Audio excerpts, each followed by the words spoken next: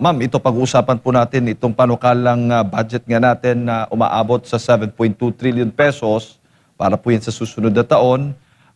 Mas mataas ito 6% kumpara ngayong taon. Ano ho yung mga nakikita? Makatwiran ho ba ito? Lalo na sa kalagayan o sa kasalukuyan pong estado ng ating ekonomiya ngayon. Alam mo, napakaraming rason kung bakit ako nababahala dyan sa 7.2 billion na budget na yan. Ano? Trillion. Unang-una, galing siya sa mataas na base na. No? So in the past 4 years, alam naman natin na maraming insertions dun sa previous budget. So kumbaga parang pinasok na nila yung mga insertions na yun dito sa kanilang National Expenditure Program. So 7.2.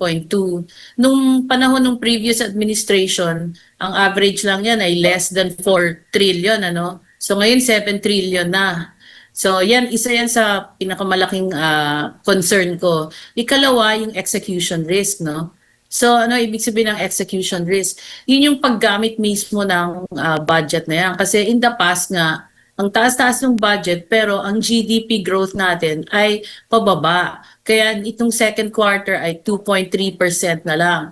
Normally, pag malaki ang budget, so magiging stimulus yun ng economy para tumaas kasi dapat nagbibigay ng trabaho through the projects ang gobyerno. No? Pero wala tayong nakikitang pagbabago, imbes tumataas pa ang unemployment rate. Kasi ikatlo, ang pinakamalaking concern ko, uutang na naman sila kasi yung 7.2, ang program deficit niya ay 1.7 trillion. Okay? So kung idadagdag mo yan dun sa program deficit this year na 1.6, so malamang more than 21 or almost 22 trillion na magiging utang ng national government, no? As of now, yung debt to GDP ratio natin ay 66% na. 22-year high yan yung 66%. So pag umabot yan ng tawag dito ng 22 trillion, malamang over 70% to GDP na, since hindi naman tumataas ang ating GDP pero lumalaki ang utang. So ang mangyayari diyan, manghihina yung piso, tapos baka maging inflationary pa to kasi nga may supply constraints dahil hindi na ma-manage ng ating gobyerno yung supply constraints ngayon kaya mataas ang inflation. Opo. So napakaraming concerns. Opo. Pero doon sa issue ng prioritization, sa tingin po ninyo, tama ho yung pagbibigay ng priority ng gobyerno. Sa ngayon, may pinakamataas po yung education, pumapangalawang public works, pangatlo yung health, at pang-apat yung sa DILG at defense yung top 5 po. Na may pinakamalaking alokasyon po dito sa ating 2027 national budget. Anong masasabi po ninyo? Yun nga yung concern ko kasi in the past, malaki nga yung mga budgets dyan, kumbaga yung sinasabi nila sa press release nila ay mainly lip service kasi previous years na naman talaga mataas ang budget sa education, sa public works, pero anong resulta, 'di ba? Napakarami pang schools na hindi na itatayo or classrooms, tapos sa DPWH, talamak ang corruption, walang napapanagot. So malamang ganyan din ang mangyayari this next year. At next year pa naman, syempre mag-e-election na, no? So ang concern dyan ng mga politiko ay makaraise ng funds para sa susunod na eleksyon sa 2028. Kaya napakalaki talaga ng execution risk dyan sa 7.2 trillion na yan. At sinasabi ko nga, in the previous administration, hindi yan tumataas ng 4 trillion, pero napakaraming naipatay yung mga gusali at mga airports tsaka mga pantalan. So ngayon wala tayong nakikitang ganun. Kaya mababa yung efficiency, kumbaga hindi efficient ang paggamit nila ng budget. Doon naman sa flood control projects, anong pangamba mo? Dahil kung hindi ako nagkakamali, nasa 107.4 billion pesos yung inilaang pondo para po dyan.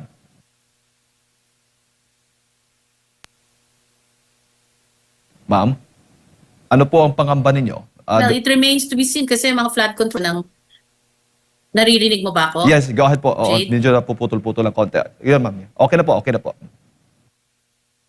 Ah, yeah. Kasi ang concern ko nga dyan yung execution, no? So, kaya ba nilang itayo yan ng 1 taon? Tingin ko hindi naman kaya kasi pangmatagalan ng at least makapagbigay sila ng trabaho. Pero kung sabihin nila na next year wala nang baha, napaka-imposible nun kasi ngayon pa lang kitang-kita natin, habagat pa lang ang dami ng nabahang regions, no? So, medyo talagang hanggang ngayon nababahala ako dyan sa budget na yun. Opo. Pero ang paglalaan ng pondo ay tama lang naman, ma'am. Doon lang sa execution yung medyo kayo nakikita yung parang may red flag talaga. At dapat yan ang matugunan ng pamahalaan. Tama ho ba? Hindi, actually, tingin ko sobrang taas niyan eh. Sobrang taas kasi nga galing yan sa mataas na base tapos tinaasan pa. At yung mga previous budgets, may mga insertions doon na hindi talaga napunta sa taong bayan eh. Hindi napunta sa mga projects. Kaya kung tutusin, kung dati 4 trillion nakapagpatayo ng marami, bakit ngayon 7.2 trillion? Sobra-sobra yan. Opo, opo. Ngayon, lalo na, patuloy yung mga pagbaha na nararanasan ng ating mga kababayan. Oo. Oo, so dapat yung pondo na yan, kahit sobra-sobra, mapunta doon mismo. Oh, pero ang tingin ko nga dahil election na sa 2028, marami diyan mga politiko na mag-ano na yan, mag-iipon na yan ng pang-kampanya nila, 'di ba? Gagamitin na nila yan pang-kampanya. Mhm, opo. At sabi po ng presidente, idinisenyo daw itong budget na ito panglabanan yung epekto ng gulo sa Middle East at matagal na El Nino na magpapataas sa presyo po ng pagkain. Ay, hindi ako naniniwala doon kasi nga wala naman silang long-term solution diyan sa oil crisis na yan, no? Hanggang ngayon walang pinapasang bill ang Kongreso tungkol sa price regulation, sa yung sa paggawa ng stock ng mag-stock tayo ng mas maraming langis, 'di ba? Para maibsan talaga in the long term yung ating problema diyan sa oil supply, no? Tapos wala naman silang binibigay na subsidy. Alam mo, isa pa nga palang concern ko, yung revenue, no? Kasi hindi siya tumataas kasing bilis ng expenditure, kaya malaki nga yung fiscal deficit, no? So, kung talagang kung talagang tapat sila sa gusto nila maging efficient, no? Dapat tuunan din nila ng pansin yung revenue collection. Pero baka mangyari diyan, magtaas na naman sila ng buwis kasi ang laki na ng utang eh. Yun ang concern ko diyan eh. So maraming Opo. imbalances sa budget. Lalo na, sila mismo nagbigay ng pahayag na nakatutok yung pondo sa edukasyon, sa kalusugan, sa kabuhayan, upang tulungan ang mga Pilipino sa gitna ng krisis sa ekonomiya. Yeah, asahan mo puro ayuda na naman yan. Kasi sa ayuda maraming leakage, no? So, diyan sila kumukuha ng mga pangampanya. So, asahan natin na mataas na naman ang ayuda imbis na magbigay sila ng trabaho. Opo. Bago ko lang ipasa kay partner Admar, Ma'am Cora, ilan po sa mga alkalde nagsasabi na meron pa ring masasabi na may tutunog ng pork barrel dito. Yun nga, sabi mo, insertion, parang halos magkatulad lang yata yan, no? Dito sa panukalang budget po natin. Kayo ba naniniwala din doon? Pinalitan lang nila yung pangalan ng pork barrel sa insertion or unprogrammed funds, di ba? So, malamang yung mga program, yung iba dyan malilipat na naman sa unprogrammed kagaya ng ginawa nila in the past years, no? In fact, ang Supreme Court nga hinihingi yung BICAM report, 'di ba? Hanggang ngayon, ewan ko kung naibigay na nila sa Supreme Court kasi doon nagpapalit yung doon nagpapalit yung expenditure program compared to the government yung GAA, yung GAA, yung General Appropriations Act. Ma'am Cora, magandang umaga, si Admar po ito. Tumaas Hi, po Admar. at least 6% yung budget natin ngayon. Sinasabi nga na balik ulit yung pagpopondo doon po sa flood control po natin this year at dinidepensahan ito din ng ilang mga mambabatas, meron ang naging vocal. Nagkaroon na ba ang gobyerno ng kumbaga parang nakagain na ba siya ng kumpiyansa para sa mga kababayan natin nitong nakalipas para kumbaga, ito introduce namin ulit na maglalaan kami ng pondo para dito sa flood control na naging sentro ng kontrobersya nitong mga nakalipas na taon? Paano magkakakumpiyansa? Hindi na isoli yung ninakaw, di ba? Kasi magkano ba yung nawala sa budget natin based on some of the research, more than 800 billion. Tapos ang sinabi ni Pangulo nung SONA, ang naisoli pa lang sa national government ay 800 million. Napakalayo pa niyan doon sa talagang nawawalang pera. Tapos ngayon, magbibigay na naman sila from our taxes ng additional funds for flood control. So, kung talagang tapat sila, dapat bawiin nila yung mga nanakaw. Tapos yun ang gamitin para sa flood control projects. Pero wala silang ginagawa doon sa issue na yon, di ba? Sa mga ninakaw. Yung mga contractors na hindi nag-deliver, nasa na yung mga contractors na yon? Bakit si Diskaya lang ang nakakulong? Opo, and dito po sa issue ng flood control, do you think na dapat hindi pa paglaanan na ito at ituon muna doon talaga sa mga key projects? Mas malaki ba ang ambag sa ekonomiya natin, ang mga malalaki, mga key projects, mga nasa priority program, mga dapat nasa programa allocation or mga programa po, kumpara dito? Kasi ang nababanggit, lalo na dun sa nalalaman natin sa Korte Suprema, itong mga malalaking proyekto na ito, talagang pinag-aralan ng husto, lalo na yung impact nito sa ating ekonomiya. Compare dito po sa mga flood control na sinasabi nga na nasa program fund, pero mas naging priority pa. Ayun nga, so actually, importante talaga yung flood control. Kaya lang hindi nga nagagamit para doon.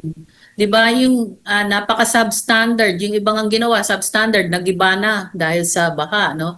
So, napakababa ng tiwala natin na kayang gawin ng gobyernong ito, yung sinasabi nila. So, marami silang sinasabi, pero pagdating sa delivery or execution, wala nga. Ang sinasabing dahilan ng paghina ng ating ekonomiya ay dahil sa mababang paggastos lalo na sa infra. Do you think dito sa ganito kalaking halaga ng budget po natin, kung ito'y gagawin lang talaga sa tama, medyo makakabawi-bawi ang ating ekonomiya po, Ma'am Cora? Dapat noon pa kasi ang laki-laki ng budget in the last 4 years, no? Napakalaki. So dapat noon pa marami na silang naipagawa. Kaya nga lang napakalaki ng leakage, as in massive talaga yung leakage na nangyari in the past 4 years. So what gives us confidence na magagamit ulit itong 7.2 trillion na budget na to para talaga sa mga proyekto. So ako, wala akong masyadong tiwala sa gobyerno ngayon. Madaling magsalita, pero yung sabi mong gawin nila, hintayin natin kung talagang gagawin nila. Opo, sinasabi Kasi 2.3 lang, 2.3 nga lang yung economic growth eh. Kaya, at nag-umpisa yung pagbaba ng economic growth bago pa magka-krisis sa langis. Ngayon, ibig sabihin, hindi talaga efficient yung paggamit nila ng budget. Kasi dapat, pag ganyan kalaking budget, dapat tataas ang economic growth mo. expect na rin po ba natin na pag-uusapan yung pagtaas, natataas din yung ating utang? Kasi alam naman natin po, yung atin pong nakokolekta, kita ng gobyerno, hindi naman po yata umaabot sa 7 trillion para matustusan itong mga proyekto na sinadjust ng ehekutibo na nagkakahalaga ng nasa mahigit 7 trilyong piso. So, asahan natin na mas lalong tataas ang ating utang po para sa 2027? Oo, na-mention ko nga kanina yung fiscal deficit, yung programmed deficit from this 7.2 trillion is 1.7 kasi yung program revenues nila ay 6.9 trillion lang, no? Ay, sorry. 6.9 trillion. So may deficit ka. Yung deficit na yun, uutangin na naman yun.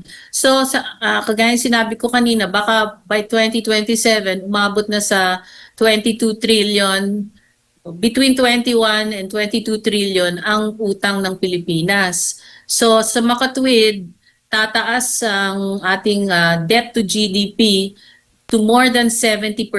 Yan ang ngayon nga lang 66% to GDP, mataas na ratio na yan in 22 years. So since tataas pa ulit yung deficit, magkakaroon pa ulit ng deficit at utang pa sila, tataas pa ang utang, tataas pa ulit yung ratio na yan. So magiging all-time high yan siguro, no? Isa pa, yung pagbayad ng utang, lalaki ng lalaki, di ba? So, ngayon nga lang, halos 50% ng nakokolekta nilang buwis ay napupunta lamang sa pagbayad ng utang.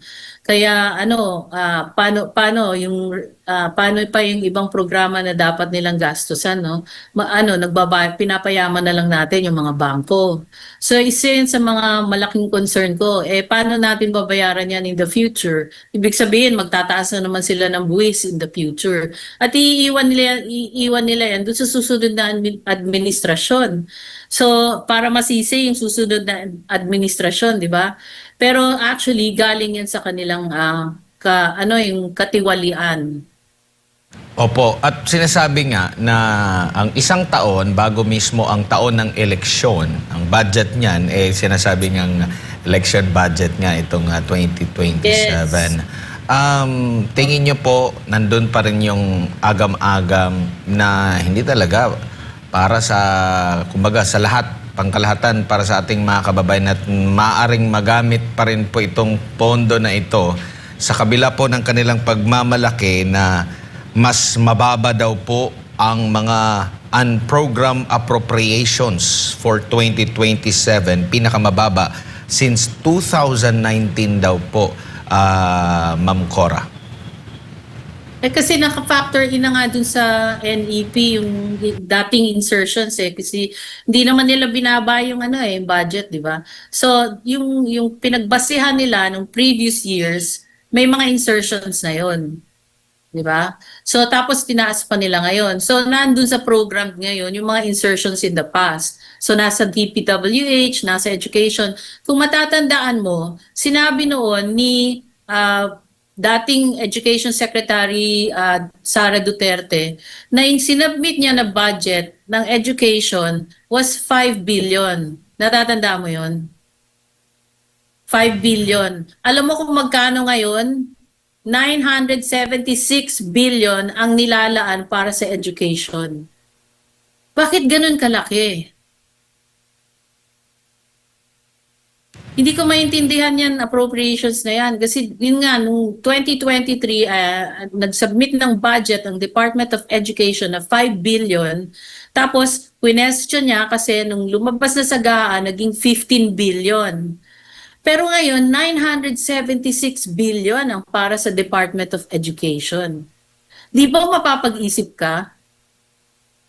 Opo. Pero hindi questionable na ang education, yung talaga yung may pinakamataas na budget sa pero natin. Pero kung ikukumpara natin, yung tinaas? Opo, kung ikukumpara nga natin dito sa public works, sa 976 billion pesos, kung ikukumpara sa public works, nasa 644 lang billion pesos itong public works, medyo mataas. Itong public works ang ang pumapangalawa. No? At ang pangatlo, yung health, 353. Yung sa DILG, 332 billion. Sa National Defense, 328 billion. Transportation, 302 billion. Pero almost 1 trillion for basic education. So itong ganitong klaseng pondo, bagamat naintindihan natin top 1 ito, pero masyado lang malaki, Ma'am Cora? Sobra yung budget na yan. Siyempre, nandyan nga yung mga leakage sa education, sa public works and highways. So, kumbaga, embedded na dyan yung kanilang campaign funds. Okay, so, Of course, these are all speculation on my part, pero sobrang laki niyan kasi kung kukumparang mo nga dun sa mga previous budgets, sobrang laki yan. So I don't know kung saan ang galing yung budget na yan, no? At dapat talaga tignan yan or bantayan na ng taong bayan kung paano gagastusin yan, lalo na yung sa education na 976 billion. So bantayan nyo kung gaano karami ang bibigay na ayuda kasi ang tingin ko dyan, mapupunta sa ayuda karamihan dyan eh. Ililipat yan sa unprogrammed eventually. Opo. Sa 2023 national budget, ayon sa Department of Budget and Management, 2023 ito, nasa 852.8 billion pesos ang budget allocation. Kasama na yung DepEd, mga SUC, CHED, TESDA. 2023 ito sa DepEd nasa 710.6 billion pesos, no. So ang taas ng itinaas simula noong 2023 hanggang sa kasalukuyan po. Sa tingin niyo po sa dapat na pagtuunan ng pansin sa ating pangbabudget po for 2027, anong sektor po kaya Ma'am Cora? Actually, okay naman yung priorities nila eh. Okay lang. O, you give priority to education, public works, kasi syempre yan ang nagtatayo ng mga infrastructure, sa health, no? Because you have to invest on health. At of course, ako gusto kong bigyan ng priority ang agriculture. Kasi para maging may sustainability tayo pagdating sa pagkain, sa food supply. At saka, dapat pag-isipan nila magbigay ng budget para sa energy. Kasi kailangan natin magkaroon ng sustainable energy supply. So parang walang energy dyan sa kanilang priority di ba? Pero sa akin, okay naman yung mga top 3 nila. Pero sa totoo lang, yung execution pa rin ang talagang tinatanong ko. At saka yung laki ng budget na yan. Kasi gahigante na yung budget na yan. ang daming syudad na ang pwedeng ipatayo niyan sa totoo lang. Opo, nabanggit mo kanina, nais nyo ang agriculture. Sa agriculture, nasa 261.7 billion pesos ito. Nasa pumapang 7 ata sa kanilang priority. Itong mas pataas ang transpo, mas mataas yung national defense, mas mataas yung sa DI LG, no? Bago mag-social welfare, yung DSWD, ang DSWD 241, ang Agri 261 billion pesos na pwede, kumbaga, sabi mo nga, masyadong mataas lang yung sa education, 900, baka pwedeng kasi ang Agri natin ngayon, Ma'am Cora, ay medyo nasa balag ng alanganin kasi merong mga pag-ulan, tapos meron pang super El Nino, na timingan pa ng mataas na presyo ng crudo. So asahan natin sa 2027, yan ay makakaapekto ng lubusan. Pero siguro dahil masyado tayong nakadepende sa importasyon, kaya ganito lang ang pondo natin siguro, Ma'am Cora. Talaga nakakalungkot kasi agriculture, alam mo, napakarami nating pwedeng gawin dyan. Ang madalas naririnig mo, farm to market. Dapat hindi lang farm to market, dapat planting to market, no? So sa pagtanim pa lang, meron na silang ginagawa kasi yung farm to market na harvest na di ba? So, dapat bigyan talaga ng priority yung production, hindi yung, kasama na din dyan yung, yung distribution, no? So, dyan talaga tayo kulang sa production support kasi hindi mechanized, there's not enough support for the farmers, yung sa insurance nila, tsaka yung mga seedlings and whatever. Kulang-kulang yan. Tapos pati sa fertilizer, pati sa insecticides, Ngayon, meron kang risky na problema sa Bacolod, di ba? Yung peste. So, anong support na bibigay nila? Parang late na nga yung support kasi nasira na yung mga crops nung peste ngayon. So, isa yan sa talagang concern ko yung agriculture kasi matagal nang hindi nabibigyan ng pansin yan. At sinasabi mo nga, kasi madalas tayo mag-import, kasi dyan sa import, nandiyan ang smuggling, di ba? Napakadaling mag-smuggle pagka nag-i-import ka. Ma'am Cora, sabi mo nga ang ating economic growth o bagang outlook po ninyo ay pababa yung ating projection, ano? Sa tingin po ninyo, saan kaya maaring makakuha ng sources ang pamahalaan para po sa, sabi mo, napakalaking pondong ito para sa ating bansa sa susunod taon? Anong ibig mo sabihin sa sources? Sources, itong 7.2 trillion pesos, sa tingin po ninyo, baga may pagkukunan tayo ng sapat, tapos may utang pa tayo, tapos yung ekonomiya natin bagsak. Ayun nga eh. So, uutang na uutang, di ba? Kasi lalo na kung hindi nila maabot itong revenue target nila na, hindi pala 6 point, ano ba to? 5.2 or 6.9. Pag hindi nila yan naabot, baka lalaki pa more than 1.7 trillion ang utang. Kasi parang nakita ko yung projected growth nitong revenues is about 10% eh. Pero, ay sorry yung asa ko maingay. 10%. Pero sa totoo lang, in the past, hindi naman lumalaki ng 10% ang ating revenue collection kasi marami ring leakage dyan eh.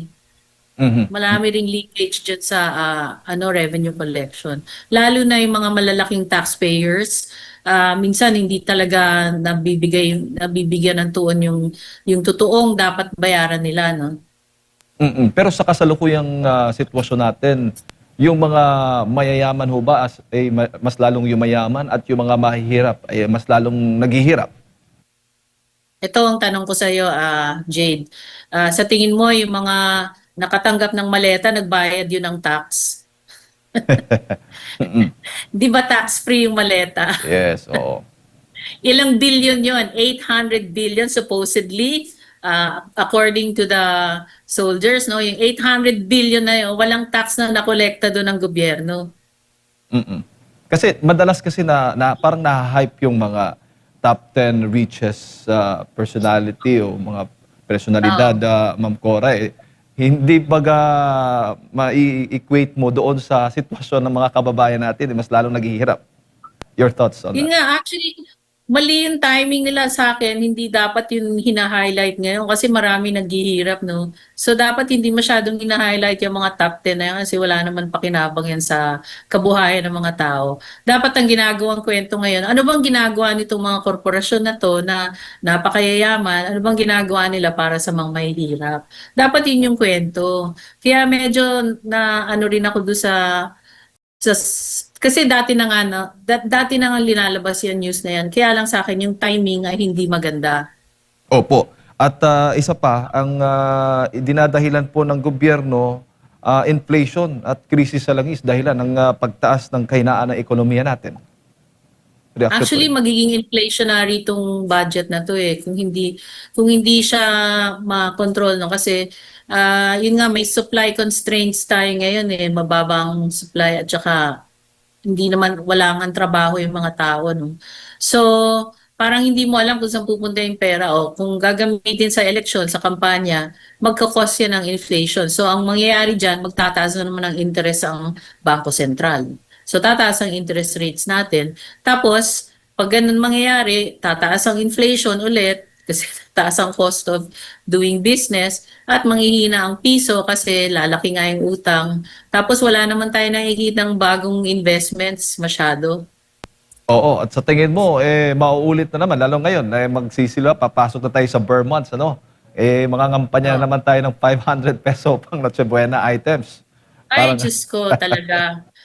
Napakasaklap niyan talaga. Sana hindi na ulitin ng DTI yan dahil talagang, alam mo, mahirap na nga yung buhay. Parang paparamdam mo pa sa mga Pilipino na naghihirap sila. Parang wala, asa na ba ang compassion ng gobyerno to, no? Sana hindi na maulit yun. Pero yun talaga, ngayon, itong third quarter, mas challenging kasi nga napakadami na ng mga bagyong parating, no? At ang mga malalakas na bagyo, normally nangyayari pa yan ng fourth quarter. Eto nga lang habagat eh. Ilan na yung nasalanta. Lalo pa pag magdatingan yung mga malalakas na bagyo nitong fourth quarter. Huli na lang, Ma'am Cora, sa tingin po ninyo, sa forecast po ninyo sa economic growth natin, lalo na this year, Possible pa bang makakaahon tayo o talagang tuloy-tuloy na yung pagbagsak? Actually, kino-compute ko nga kasi 2.8 ng first quarter, 2.3 ng second quarter. So kung gusto nilang maabot yung ambisyon nila na 3.5 to 4.5, kailangan tumaas ang GDP ng more than 5% in the next 2 quarters. Parang mahirap na yun kasi kung walang masyadong investments at saka hindi nga efficient yung paggamit. Tapos, alam mo, nagulat talaga ako kasi bumagsak yung net factor income . Doon nakikita yung OFW remittances na maas lamang ng 1%. Kaya yung consumer spending nanghina talaga, naging 2 point something% na lang. No? So yun, doon ako nababahala kasi hindi pa nga tapos yung gera sa Iran. So malamang yung mga OFWs doon, at saka yung mga nag-uwian na dito, naapektuhan talaga yung pagpapadala ng OFW remittances.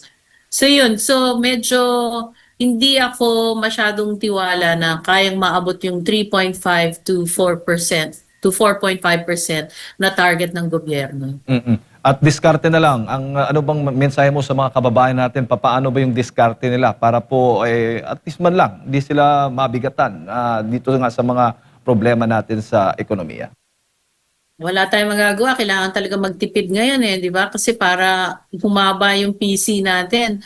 Kasi hanggat ganitong nangyayari sa ating gobyerno at walang napapanagot dun sa katiwalian, tutuloy-tuloy lang yan kasi walang natatakot .